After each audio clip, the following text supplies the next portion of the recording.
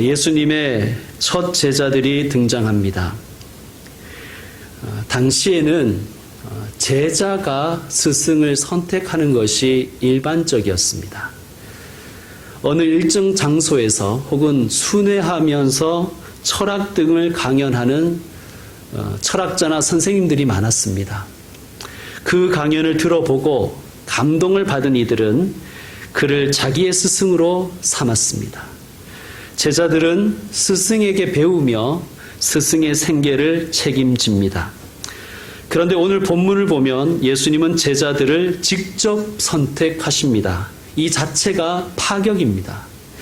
예수님은 언제나 세상의 고정관념과 관행과 문화에 파문을 던지십니다. 예수님의 첫 번째 제자들은 단 한 번의 부르심에 즉각적으로 응답하여 제자가 된 것처럼 보입니다. 자, 단 한 번의 요청으로 사람들의 예스를 받아낸 사람, 혹은 반대로 단 한 번의 요청에 즉각적으로 응답한 사람, 누가 더 대단합니까? 여러분, 이 지점에서 우리는 이런 질문을 먼저 던져봐야 되겠습니다. 예수님과 이 제자들의 만남이 이번이 처음이었을까? 여러분, 복음서는 모두 4개입니다. 주님께서 우리에게 4개의 복음서를 주신 것은 서로 비교하며 읽으라고, 아니 더 정확하게 얘기하면 서로 비교하며 대조하며 읽으라고 우리에게 4 복음서를 주신 거예요. 오늘 본문 16절 바로 위에 보면 소제목이 붙어 있죠. 그리고 소제목과 함께 비교하고 대조해 볼 병행 본문을 아주 친절하게 소개하고 있습니다. 그것은 읽어보라는 것입니다. 그것이 적혀있는 성경은 다 좋은 성경이에요. 자, 마태복음과 누가복음이 소개되고 있고요. 그런데 마태복음을 여러분 읽어보시면 거의 오늘 읽은 마가복음과 대동소이합니다. 그런데 누가복음은 조금 달라요. 그러면 누가복음 5장을 우리가 읽어봐야 되겠죠? 자, 누가복음 5장을 찾겠습니다. 마가복음 바로 다음 성경이 누가복음입니다. 누가복음 5장 1절. 누가복음 5장 1절. 무리가 몰려와서 하나님의 말씀을 들을새 예수는 게네사렛 호숫가에 서서. 자, 게네사렛이란 호수는 갈릴리 호수의 다른 이름입니다. 우리가 서해를 황해라고 하기도 하는 것처럼 갈릴리 호수는 여러 개의 이름이 있었습니다. 2절과 3절을 여러분이 읽어주시길 바랍니다. 2절과 3절입니다. 시작.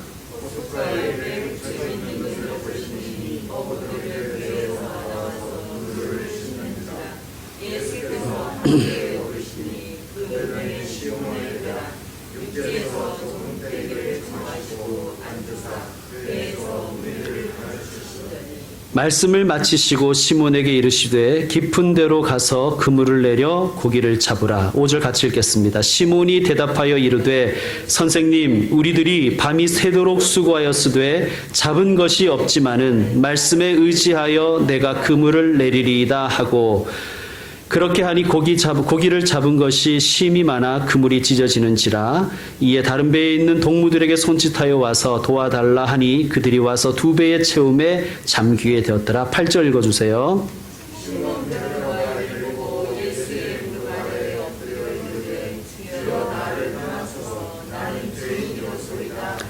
이는 자기 및 자기와 함께 있는 모든 사람이 고기 잡힌 것으로 말미암아 놀라고 세베대의 아들로서 시몬의 동업자인 야고보와 요한도 놀랐습니다. 예수께서 시몬에게 이르시되 무서워하지 말라. 이제 후로는 내가 사람을 취하리라 하시니. 11절 함께 읽겠습니다.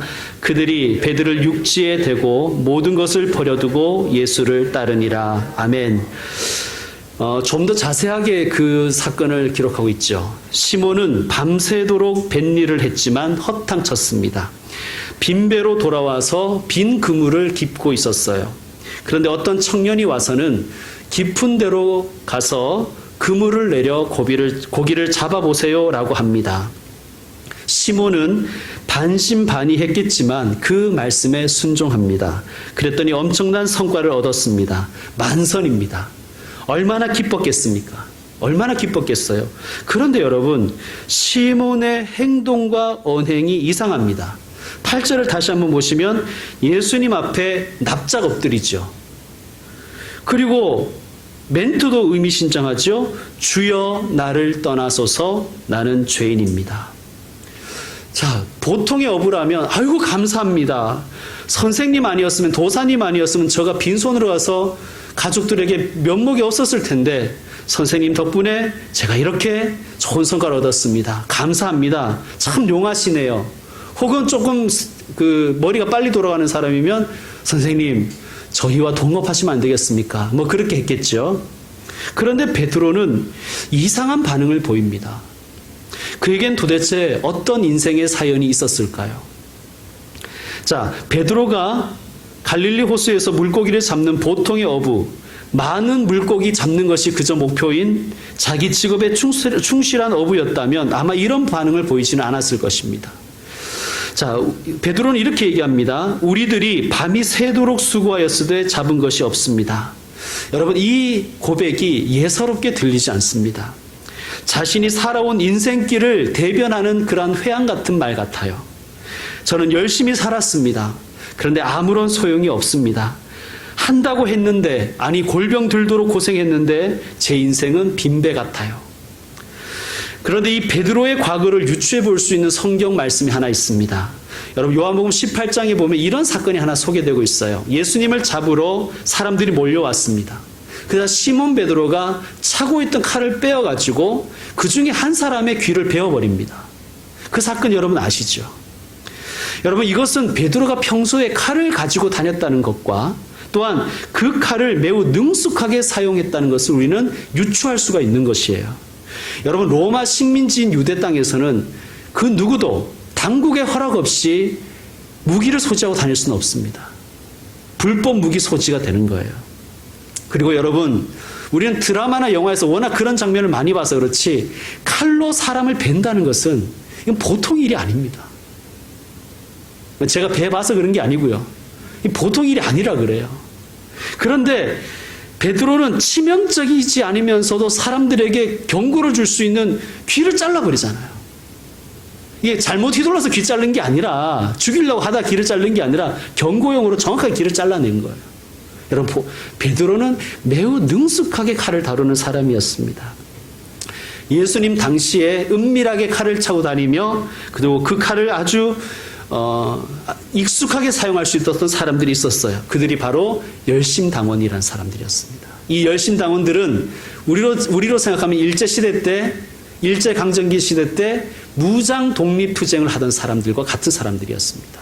그들은 칼을 차고 다니면서 로마의 그 요인이나 혹은 로마의 앞잡이하는 사람들을 만나면 암살하고 무력으로 자신들의 목적을 이루고자 했던 사람들이었습니다. 많은 학자들이 베드로 역시 이 열심당원의 하나였을 것으로 추정합니다. 그런데 지금 그가 낙향에서 어부의 생활을 하고 있는 거예요. 그리고 이렇게 얘기합니다. 제가 밤이 새도록 수고하였지만 잡은 것이 없습니다. 어쩌면 이것은 베드로가 자기 인생과 자기가 한 일에 대한 뭐라고 할까요? 쓸쓸한 고백. 유대 독립을 위해서 정말 자신의 젊음을 던졌고 자신의 온몸을 투신했지만 모든 것이 허사가 되었다는 그런 회한의 말이 아닐까요? 자, 처음 질문으로 돌아가 봅시다. 예수님은 시몬, 안드레, 요한, 야고보를 처음 만난 것일까요? 이 장면에서. 여러분, 예수님은 이들을 처음 만난 것이 아니었습니다. 요한복음을 한번 찾아보겠습니다. 누가복음 다음 성경이 요한복음이지요. 요한복음 1장으로 한번 가보십시오.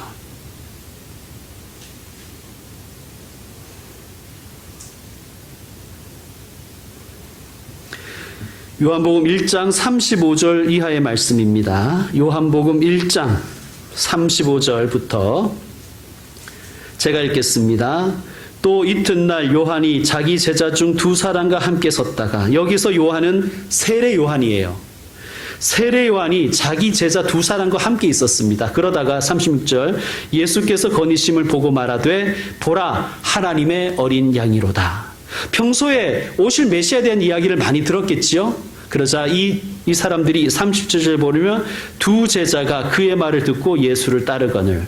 38절 예수께서 돌이켜 그 따르는 것을 보시고 물어 이르시되 무엇을 구하느냐 이르되 랍비여 어디 계시오니까 하니. 랍비는 번역하면 선생이라. 자, 예수님이 세례 요한의 두 제자가 자신을 따라오는 것을 보고는 이렇게 얘기합니다.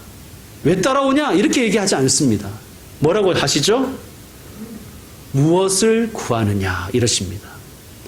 그랬더니 두 사람도 저희는 하나님의 어린 양을 찾고 있습니다 라고 이야기를 하지 않아요. 뭐라고 합니까? 랍비여 어디 계십니까? 이 말은 랍비여 선생님 어디에서 살고 계십니까? 선생님 어디에서 생활하고 계십니까? 선생님의 숙소는 어디입니까? 그걸 묻는 거예요. 그러면 예수님은 주소를 가르쳐 주시든지 아니면 뭐 어떤 건물 옆에 있다고 얘기하시든지 그렇게 얘기하지 않으시고 뭐라 그러냐면 와 보라고 말씀하십니다. 무슨 고수들의 선문답 같잖아요. 그렇죠? 무엇을 구하느냐? 선생님 어디 계십니까? 와 보라 이러시잖아요. 자, 39절 예수께서 이르시되 와서 보라. 그러므로 그들이 가서 계신 데를 보고 그날 함께 거하니 때가 10시쯤 되었더라. 이상하죠?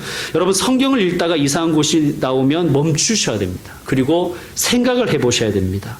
해결이 안 되면 목사에게 물으셔야 돼요. 그렇지 않고 성경을 읽다가 질문이 생겼는데도 불구하고 그냥 넘어가 버리면 나중에 그 부분이 골마버려요. 그리고 마귀는 그런 곳을 공략합니다. 자, 요한의 두 제자는 예수님이 계시는 곳, 예수님이 사시는 곳, 예수님의 숙소를 가르쳐 달라고 했습니다. 그리고 39절 뒷부분에 보면 그들은 거기에 가서 그 계신 데를 보았습니다. 그리고 함께 거했습니다. 여러분, 그들이 왜 숙소를 물었냐 하면 계신 곳을 보고 싶어서 물었던 거예요. 그리고 함께 살고 싶어서 물었던 거예요. 함께 한번 거해 보려고요. 여러분, 한번 같이 여행을 다녀보거나 같이 생활을 해보면 그 사람을 알 수 있잖아요. 그러니까 이 두 제자의 이 요구는 어떤 요구냐 하면 선생님, 우리는 선생님의 말이 아니라 선생님의 삶을 보고 싶습니다. 그런 뜻입니다. 여러분, 얼마나 많은 선생들이 있었겠습니까? 얼마나 많은 말쟁이들이 있었겠습니까? 그들 중에서 그들은 아마 수많은 사람들의 말을 들었을 것입니다. 요즘같이 설교의 홍수시대가 아니었겠습니까? 그런데 그들은 더 이상 어떤 선생이라 하는 자의 말을 듣고 싶은 게 아니라 그분이 어떻게 사시는지 그리고 어떻게 사는지 함께 한번 거해보고 싶었던 것입니다. 여러분, 그래서 예수님은 정말 진짜 스승입니다. 저는 절대 이렇게 못합니다. 저는 와서 보라 할 자신이 없어요. 그러니까 저 같은 사람은 가짜 선생이죠. 여러분 중에 누가 만일 제게 목사님, 그리스도인은 가정생활을 어떻게 해야 되는지 가르쳐 주십시오. 그럼 제가 이렇게 얘기할 거 아니에요? 그럼 성경부 같이 할까요?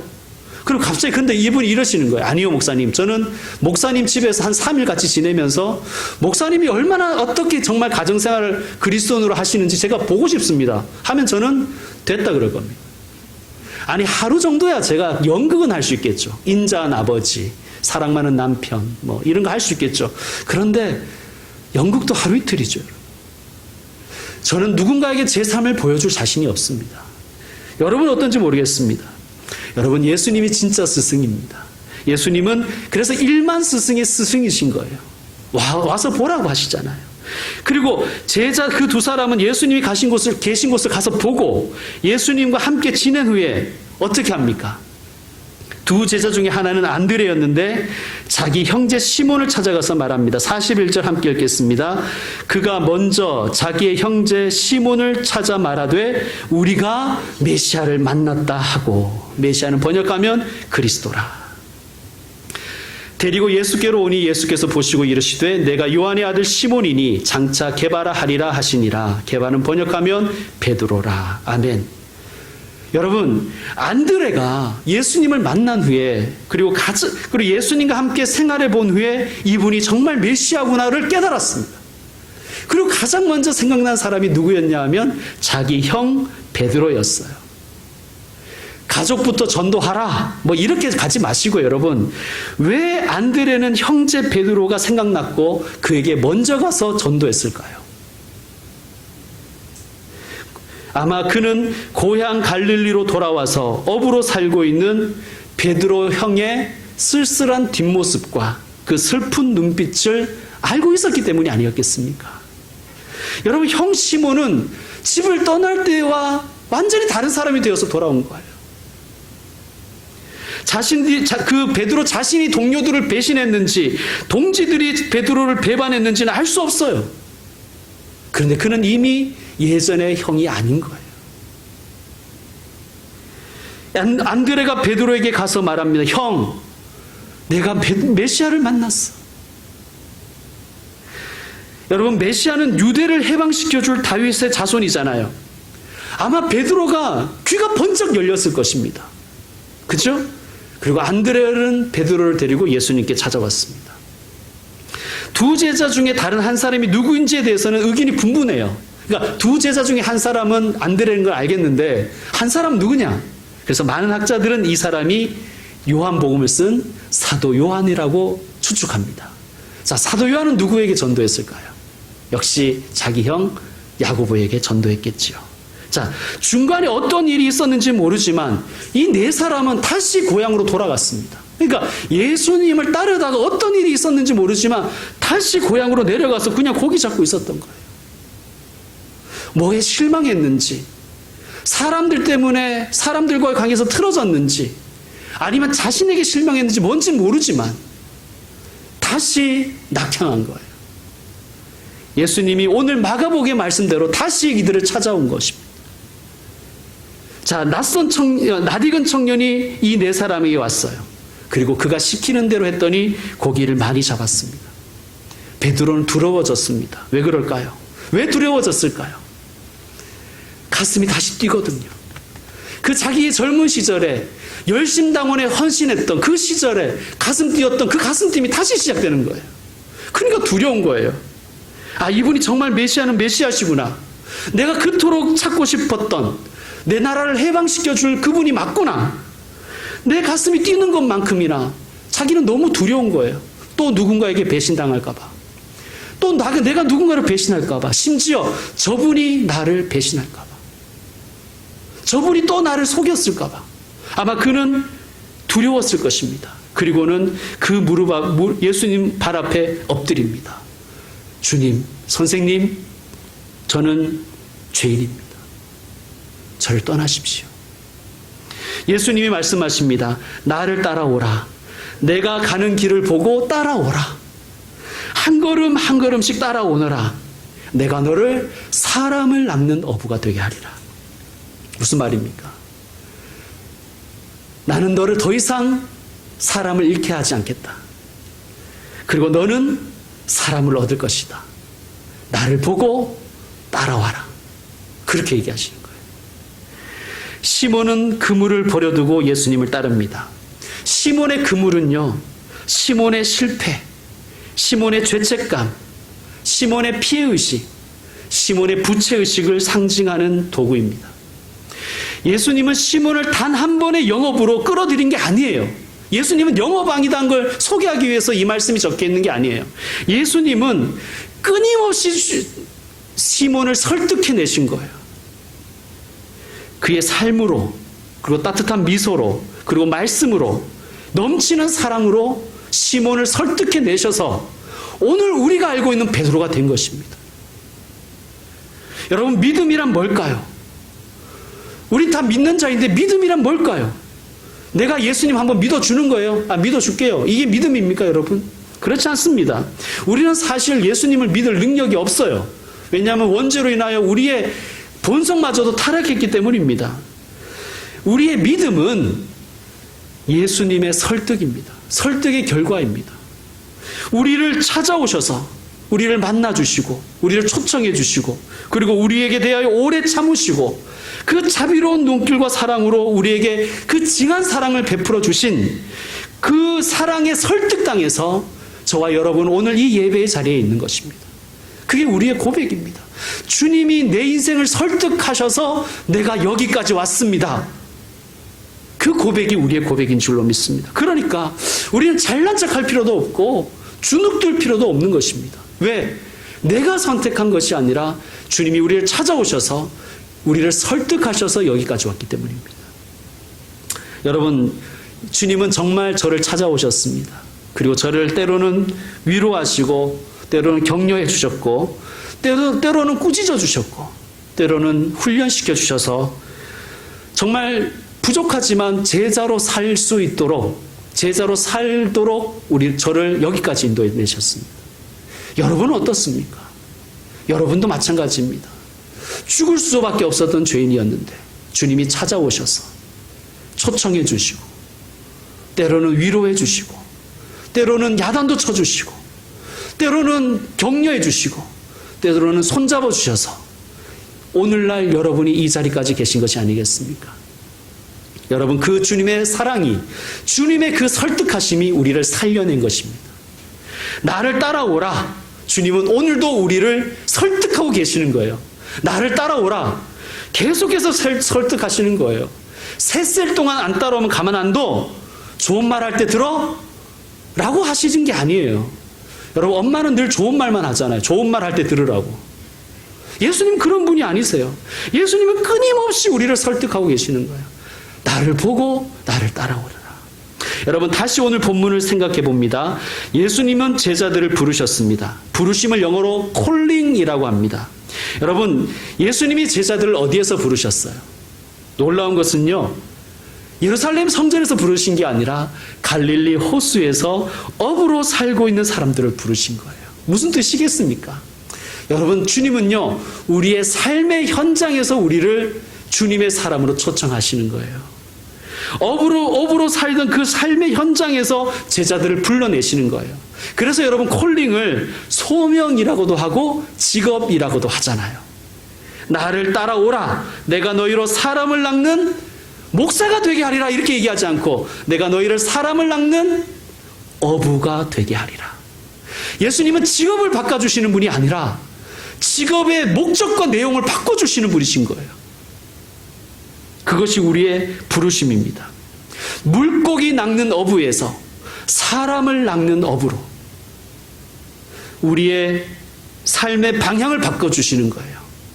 처음엔 잘 안 되죠, 여러분. 그러나 끊임없이 그분을 보며 그분을 닮아가기 위해서 노력하고 따라가다 보면 어느 순간 나는 동일한 직업의 사람이지만 하나님 나라 백성으로 그 직업에 살고 있는 여러분을 발견하실 것입니다. 여러분, 그러므로 회사원은 회사의 자리에서, 또 사업가는 자신의 기업이라는 자리에서, 학교 선생님은 학교라는 자리에서, 가정주부는 가정이라는 자리에서 하나님이 나를 부르신다는 것을 알고 그 부르심에 날마다 조금씩 응답하며 살아가는 저와 여러분이 되셨으면 좋겠습니다. 예수님의 부름을 받은 제자들은 그물을 버려두고 따릅니다. 세베대의 아들들은 자신의 아버지와 배까지 버려두고 예수님을 따릅니다.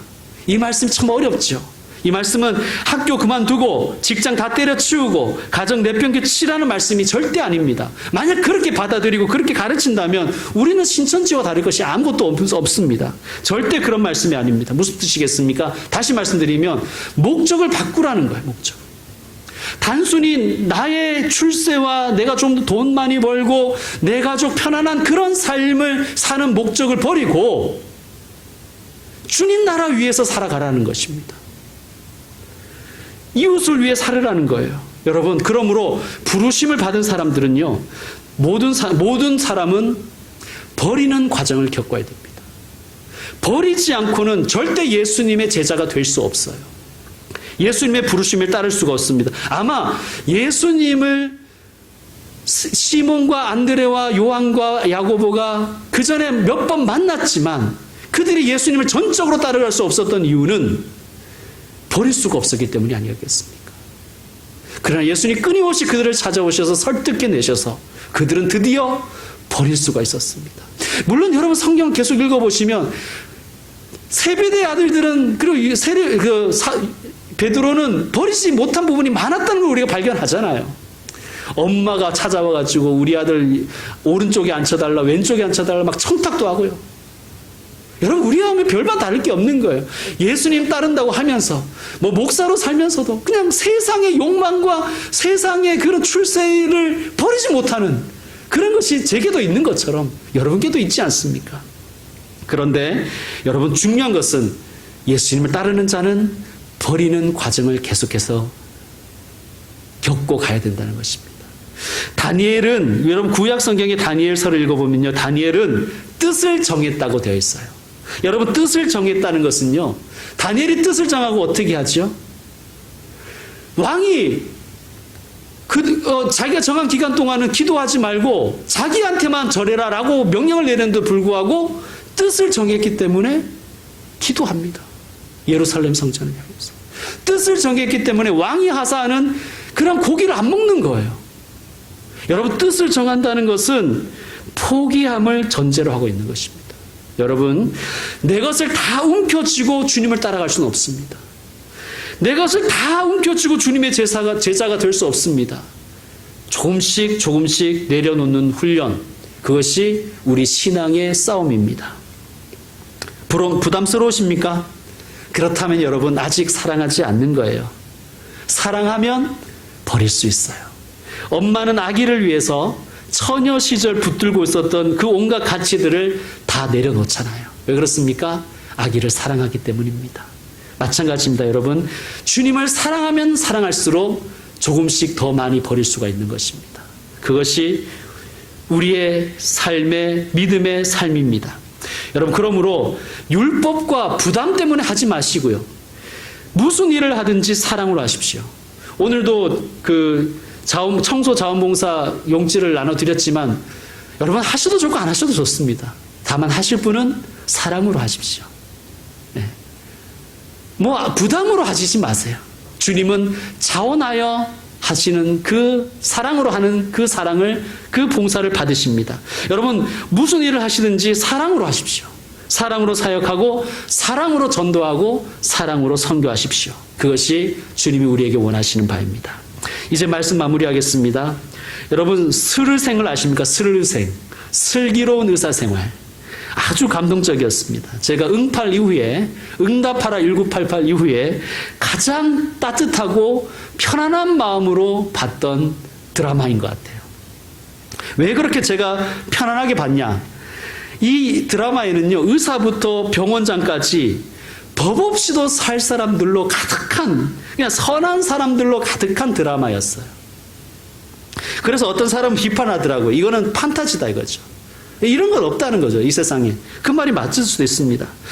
연출을 맡은 신원호 PD가 인터뷰한 기사를 읽었습니다. 이렇게 얘기하더라고요. 좋은 사람들의 집단이 판타지라고 여겨지는 현실은 슬프지만, 그래서 더욱더 좋은 사람들이 펼치는 선한 이야기가 수많은 드라마 속에 하나쯤은 있어야 한다고 생각했습니다. 여러분 거기에요, 정말 부러운 친구들이 나와요. 그죠? 그리고 그 부분 보면서 제가 이런 생각을 했어요. 내 딸, 내 아들도 저런 친구들이 있었으면 좋겠다. 전 그런 생각이 들더라고요. 정말 그런 친구들이 있었으면 좋겠어요. 우리 주원이, 동원이, 그리고 우리 교회의 모든 자녀들, 그런 친구들을 만났으면 좋겠습니다. 또 그런 친구가 되어 주었으면 좋겠습니다. 그리고 이런 생각도 했어요. 저런 의사 선생님 만났으면 좋겠다. 저런 의사 선생님. 여러분, 정말 저런 사람이 있었으면 좋겠다고 여겨지는 사람들이 살아가는 세상이 하나님의 나라입니다. 여러분, 그런 사람이 정말 있었으면 좋겠다. 그런데 그 사람이 있는 세상이 하나님의 나라인 거예요. 여러분, 그것이 예수님이 꿈꾸는 하나님의 나라입니다.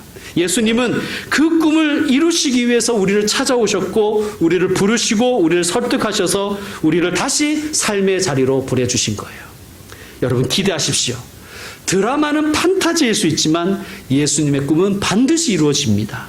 나를 따라오라, 내가 너희로 사람을 낚는 어부가 되게 하리라. 이 주님의 설득과 부르심에 응답하시는 믿음의 종들 다 되시기를 주의 이름으로 축원합니다. 기도하겠습니다.